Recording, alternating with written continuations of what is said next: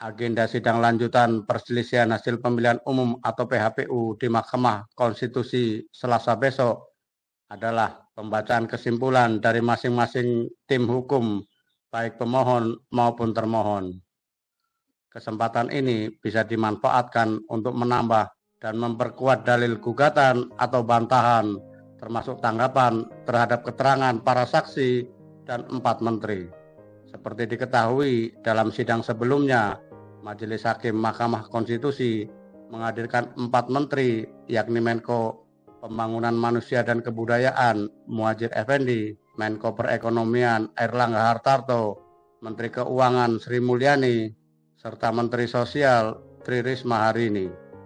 Rupanya tim hukum Anies Rashid Baswedan, Muhaimin Iskandar atau Amin sudah memiliki beberapa catatan atau bantahan terhadap keterangan para menteri Kabinet Presiden Joko Widodo.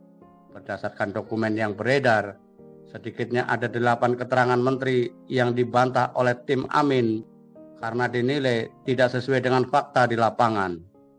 Pertama, keterangan Menteri Keuangan Sri Mulyani yang menyebut bahwa penyusunan dan penetapan APBN 2024 tidak dipengaruhi oleh capres-cawapres tertentu karena sudah ditetapkan jauh sebelum pendaftaran.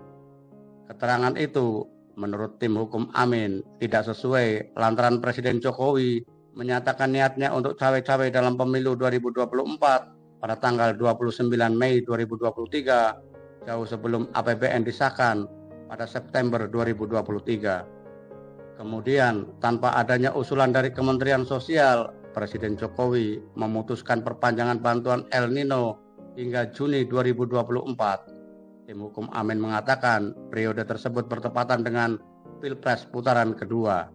Kesimpulannya, intervensi APBN oleh Presiden Jokowi untuk mendukung salah satu paslon terbukti dengan adanya niat yang dinyatakan dan tindakan nyata. Demikian tulis dokumen tersebut. Kedua, keterangan Menko PMK Muhadjir Effendi yang mengatakan kunjungan Presiden ke daerah mempertimbangkan daerah yang miskin dan banyak terdapat proyek strategis nasional atau PSN. Faktanya, Presiden tidak mengunjungi banyak daerah miskin ekstrim dan rentan pangan. Bahkan 98 dari 100 daerah dengan indeks kerentanan pangan terburuk tidak pernah dikunjungi Presiden. Selain itu, Presiden hanya mengkonsentrasikan kunjungan ke Jawa Tengah yang dilakukan sebanyak 16 kali. Padahal jumlah PSN di Jawa Tengah hanya 10% dari total PSN. Sementara di Jawa Barat yang memiliki PSN terbanyak, yaitu 32 PSN, hanya dikunjungi 2 kali.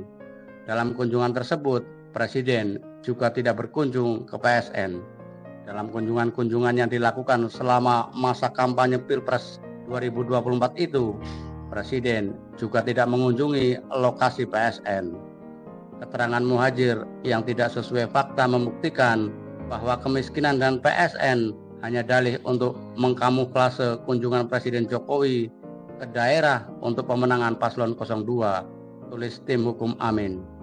Ketiga, keterangan Menko Perekonomian Airlangga Hartarto yang menyebut El Nino mengancam ketersediaan pangan seluruh dunia diindikasikan dengan kenaikan harga beras di Thailand dan Vietnam. Menurut dokumen itu, penurunan produksi beras nasional pada tahun 2023 insignifikan atau hanya 0,6 juta ton dan relatif stabil dibandingkan beberapa tahun ke belakang. Padahal berdasarkan data BPS, pemerintah sudah mengimpor beras 3,8 juta ton sepanjang tahun 2023 hingga awal 2024 atau jauh melebihi penurunan produksi beras. Namun faktanya harga beras justru mencapai harga tertinggi sepanjang sejarah. Sementara produksi beras di Vietnam juga stabil dan justru cenderung meningkat pada tahun 2023. Sedangkan harga gabah di Thailand meningkat karena mata uangnya menguat, bukan karena El Nino. Kesimpulan, fakta bahwa harga beras tetap meroket di tengah impor yang begitu besar menunjukkan penyalahgunaan stok beras bukan untuk stabilisasi harga atau operasi pasar, tetapi untuk bansos dan kepentingan politik, kata tim hukum Amin. Kita berharap Majelis Hakim Mahkamah Konstitusi benar-benar mencermati data dan fakta selama persidangan sehingga dalam memutus PHPU benar-benar dapat memenuhi rasa keadilan masyarakat. Puncak dari keberanian adalah berani menegakkan keadilan meskipun bertentangan dengan kepentingan pribadi.